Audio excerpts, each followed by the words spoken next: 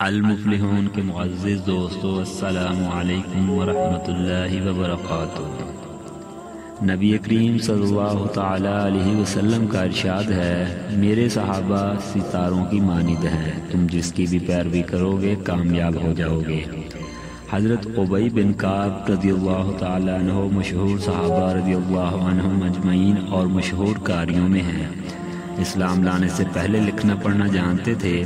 عرب میں لکھنے کا عام دستور نہیں تھا، اسلام کے بعد سے اس کا چرچا ہوا، لیکن یہ پہلے سے واقف تھے۔ حضور اقدس صلی اللہ تعالیٰ علیہ وسلم کی خدمت میں حاضر رہ کر وہی بھی لکھا کرتے تھے۔ قرآن شریف کے بڑے ماہر تھے اور ان لوگوں میں تھے جنہوں نے حضور صلی اللہ علیہ وسلم کی زندگی ہی میں تمام قرآن پاک حفظ کر لیا تھا۔ حضور صلی اللہ علیہ وسلم کا ارشاد ہے کہ میری امت کے بڑے قاری ابی بن کعب رضی اللہ تعالیٰ عنہ ہیں۔ حضرت ابی بن کعب رضی اللہ تعالیٰ عنہ تہجد میں 8 راتوں میں قرآن پاک ختم کرنے کا اہتمام کرتے تھے۔ ایک مرتبہ حضور اقدس صلی اللہ تعالیٰ علیہ وسلم نے ارشاد فرمایا کہ اللہ جل شانہ نے مجھے ارشاد فرمایا ہے کہ تمہیں قرآن شریف سناؤں۔ عرض کیا، یا رسول اللہ صلی اللہ علیہ وسلم، اللہ تعالیٰ نے میرا نام لیا تھا؟ حضور صلی اللہ علیہ وسلم نے فرمایا، ہاں تیرا نام لے کر کہا۔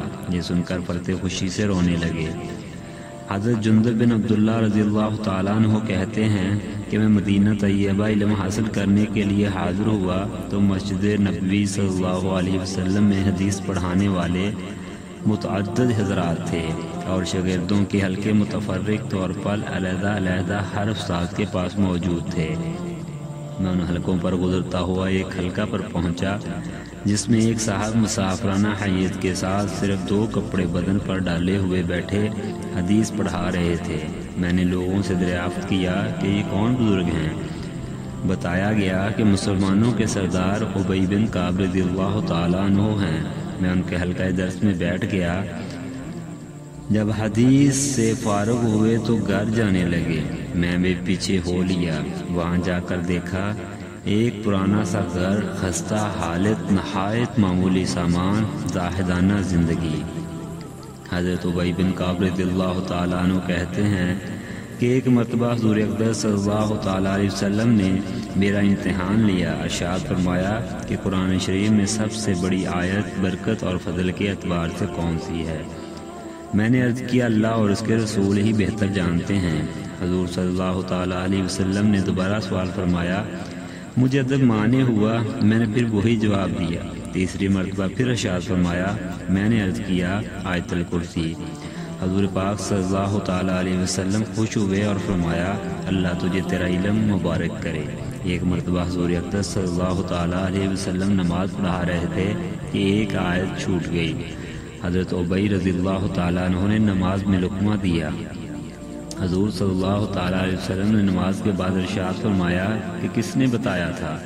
حضرت ابی رضی اللہ تعالیٰ عنہ نے عرض کیا، میں نے بتایا تھا۔ حضور صلی اللہ تعالیٰ علیہ وسلم نے ارشاد فرمایا، میرا بھی یہی گمان تھا کہ تم نے ہی بتایا ہوگا۔ یہ حضرت ابی رضی اللہ تعالیٰ عنہ باوجود اس علمی شغف اور قرآن پاک کی مخصوص خدمات کے حضور صلی اللہ تعالیٰ علیہ وسلم کے ساتھ ہر غزوہ میں شریک ہوئے۔ حضور صلی اللہ علیہ وسلم کا کوئی جہاد ایسا نہیں جس میں ان کی شرکت نہ ہوئی ہو۔ مزید ایسے واقعات کے لیے چینل سبسکرائب کریں، دوستوں کے ساتھ شیئر کریں، ہماری حوصلہ افزائی کے لیے لائک کریں اور کمنٹ سیکشن میں اپنی رائے کا اظہار کریں۔ والسلام ورحمۃ اللہ وبرکاتہ۔